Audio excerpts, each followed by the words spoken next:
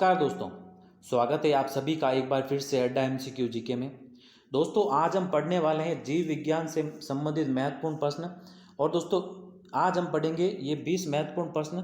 और दोस्तों ये मिश्रित प्रश्न होंगे। ये भले जूलॉजी हो, जो बायोलॉजी की शाखा है दोस्तों, जूलॉजी, बॉटनी, फिजियोलॉजी है, जैव प्रौद्योगिकी है, या फिर पारिस्थितिकी है, या फिर दोस्तों माइक्रोबायोलॉजी है, उससे संबंधित दोस्तों रोजाना इस चैनल पर ये 20 प्रश्न आते रहेंगे। और दोस्तों ये प्रश्न आपके जो आगामी होने वाली है लैब असिस्टेंट की परीक्षा जो जून में प्रस्तावित है, उसके लिए दोस्तों ये प्रश्न आपके लिए बेहद ही उपयोगी साबित होंगे। और यकीन माने दोस्तों, आपके परीक्षा तक रोजाना 20 प्रश्नों के वीडियो अपलोड होते रहेंगे। और ये 20 प्रश्न दोस्तों आपको परीक्षा में देखने को, इन प्रश्नों में से आपको परीक्षा में देखने को प्रश्न जरूर मिलेंगे। शुरू करने से पहले अगर आपने हमारे चैनल अड्डा एमसीक्यू जीके को सब्सक्राइब नहीं किया है तो इस चैनल को सब्सक्राइब करें, पास में स्थित बेल आइकन को दबाएं ताकि समय समय पर आपको अपडेट मिलते रहें। तो दोस्तों बिना देरी के शुरू करते हैं आज के पहले प्रश्न के साथ। आज का पहला प्रश्न है दोस्तों, निम्नलिखित में से कौन से सूक्ष्मजीवी जैव उर्वरक के रूप में प्रयोग होते हैं।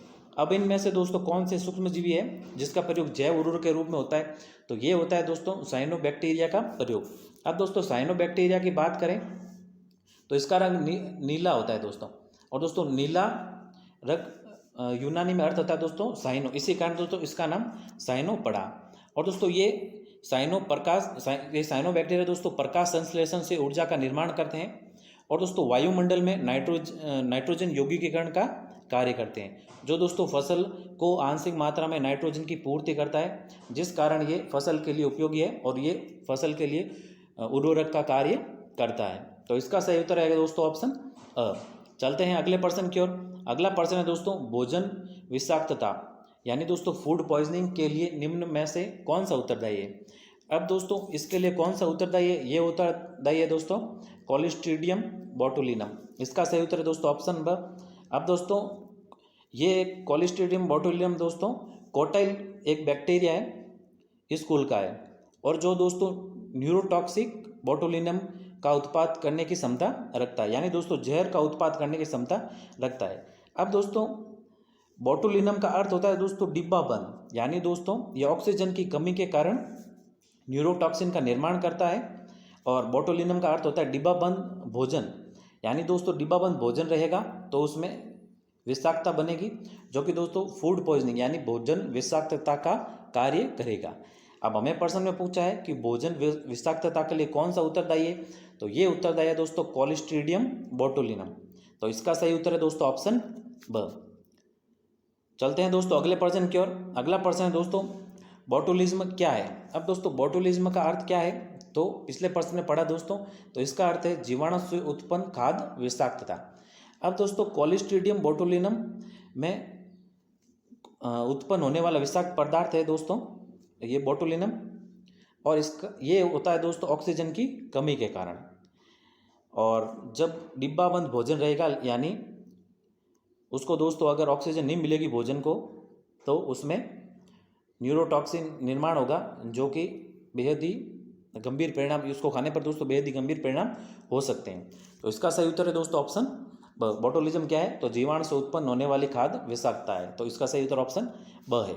चलते हैं अगले प्रश्न की ओर। अगला प्रश्न दोस्तों, फलों में अधिकतर कौन सी शर्करा पाई जाती है। अब दोस्तों फलों में सबसे ज़्यादा शर्करा कौन सी पाई जाती है, तो ये पाई जाती है दोस्तों फ्रक्टोज शर्करा। इसको फल शर्करा भी दोस्तों कहते हैं। और दोस्तों ये कार्बोहाइड्रेट है जो दोस्तों मोनोसेकेराइड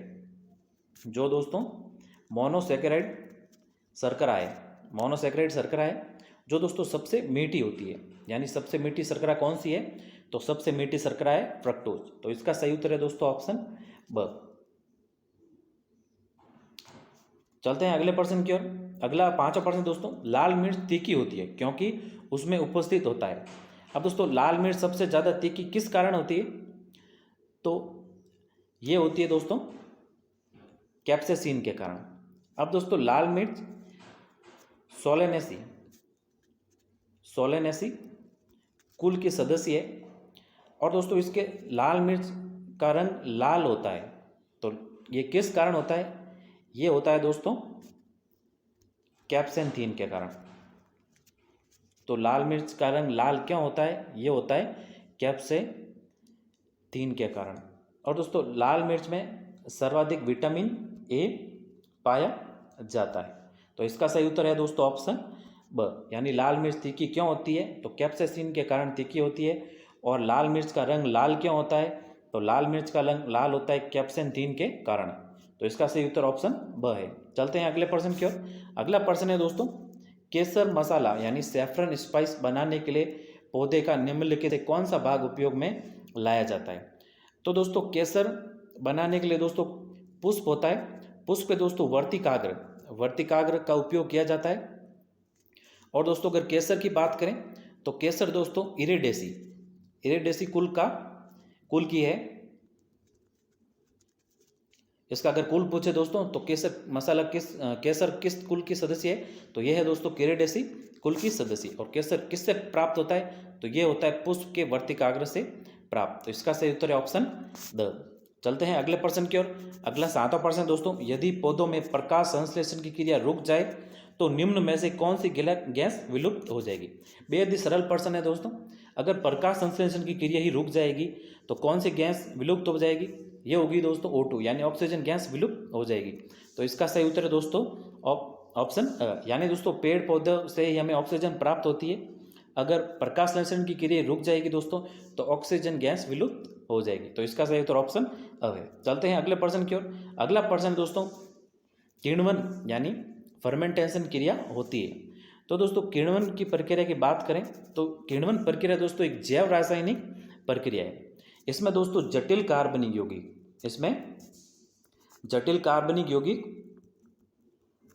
सरल कार्बनिक यौगिक में बदलते हैं। अब दोस्तों इसमें ऑक्सीजन की आवश्यकता नहीं होती है। और दोस्तों किण्वन की प्रक्रिया द्वारा अल्कोहल तथा शराब का निर्माण किया जाता है। तो ये क्रिया की बात करें तो ये किसके द्वारा होती है, तो ये दोस्तों कुछ कवक तथा जीवाणु के द्वारा होती है, क्योंकि दोस्तों ये एक जैविक रासायनिक क्रिया है। तो इसका सही उत्तर है दोस्तों ऑप्शन स। चलते हैं अगले प्रश्न की ओर। अगला 9वां प्रश्न दोस्तों, निम्न में से कौन सा पादप हार्मोन है। तो इनमें से दोस्तों कौन सा एक हार्मोन है जो एक पादप हार्मोन है, तो ये है दोस्तों साइटोकाइनिन। तो इसका सही उत्तर है ऑप्शन द। अब दोस्तों साइटोकाइनिन के कार्य क्या होते हैं, तो ये दोस्तों कोशिका विभाजन में सहायक है। और दोस्तों ये बीज के अंकुरण को प्रेरित करता है। और ये दोस्तों पौधों की वृद्धि को रोकता है तथा तनों की वृद्धि में सहायक है दोस्तों, यानी तने जितने लंबे होंगे उतना ही पेड़ मजबूत होगा। तो ये पत्तों की वृद्धि को रोकता है और तनों की वृद्धि को बढ़ाता है। अब दोस्तों ये प्रोटीन निर्माण में भी सहायक है।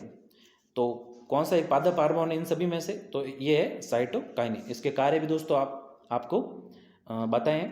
तो इसका सही उत्तर ऑप्शन द। चलते हैं अगले प्रश्न की ओर। अगला प्रश्न है दोस्तों, लहसुन की अभिलाक्षणी गंध का कारण है। तो दोस्तों लहसुन की अभिलाक्षणी गंध का कारण क्या है, तो ये है दोस्तों सल्फर यौगिक के कारण दोस्तों लहसुन की जो तीक्ष्ण गंध होती है वो सल्फर यौगिकों के कारण होती है।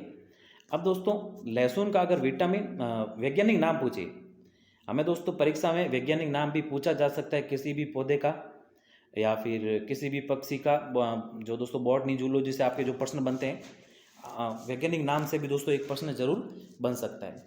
अब दोस्तों लहसुन के वैज्ञानिक नाम की बात करें तो लहसुन का वैज्ञानिक नाम होता है दोस्तों एलियम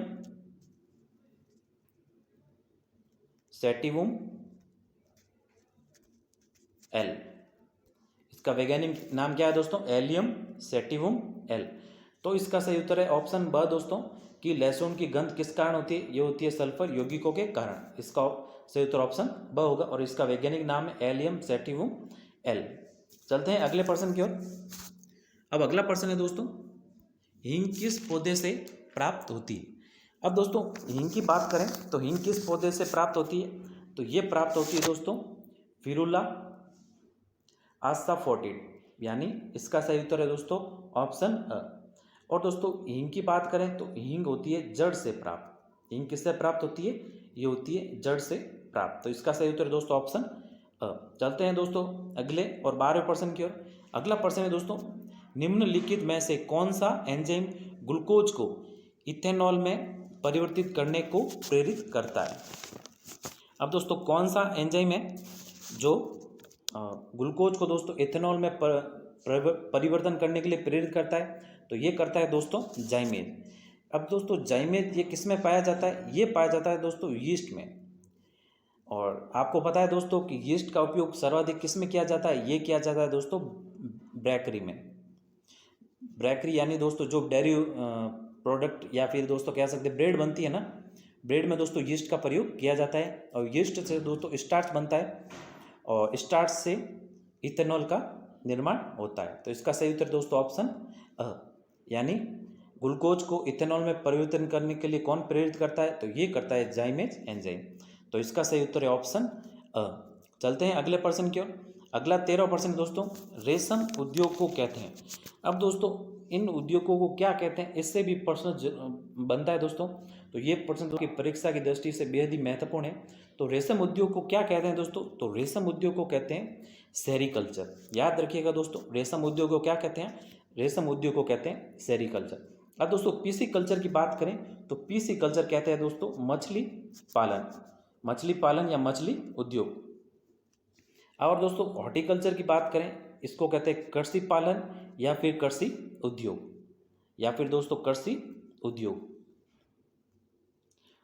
और एपीकल्चर की बात करें तो एपीकल्चर होता है दोस्तों मधुमक्खी पालन या मधुमक्खी उद्योग से संबंधित होता है, उसे कहते हैं एपीकल्चर। हमें रेशम उद्योग के बारे में पूछा है तो रेशम उद्योग को क्या कहते हैं? रेशम उद्योग को कहते हैं सेरीकल्चर।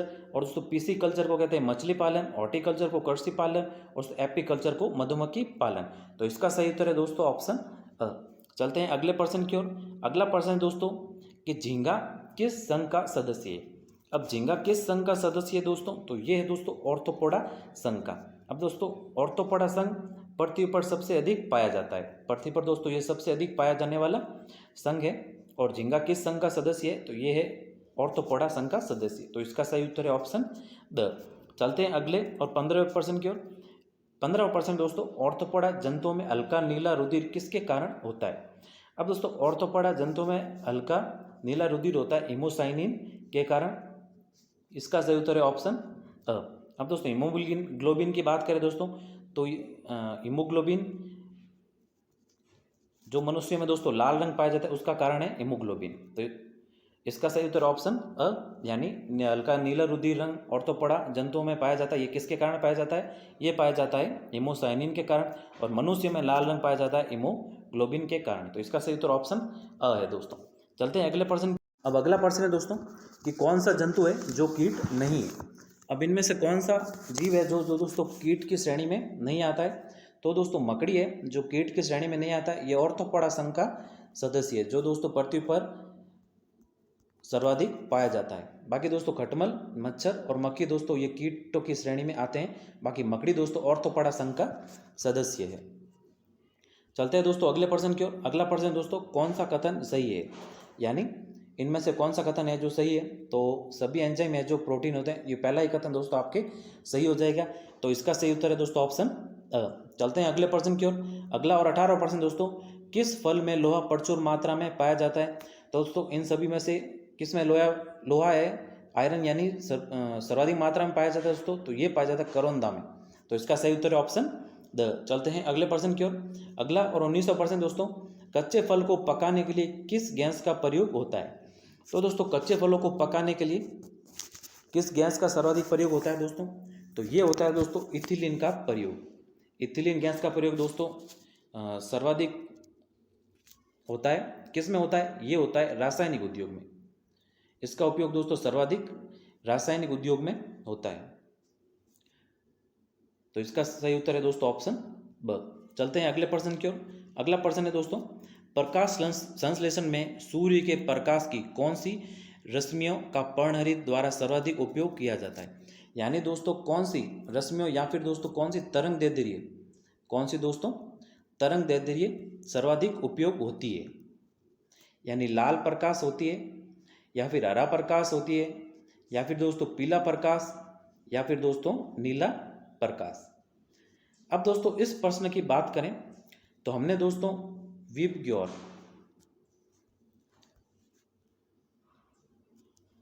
ये दोस्तों रंगों का क्रम हमने पढ़ा है।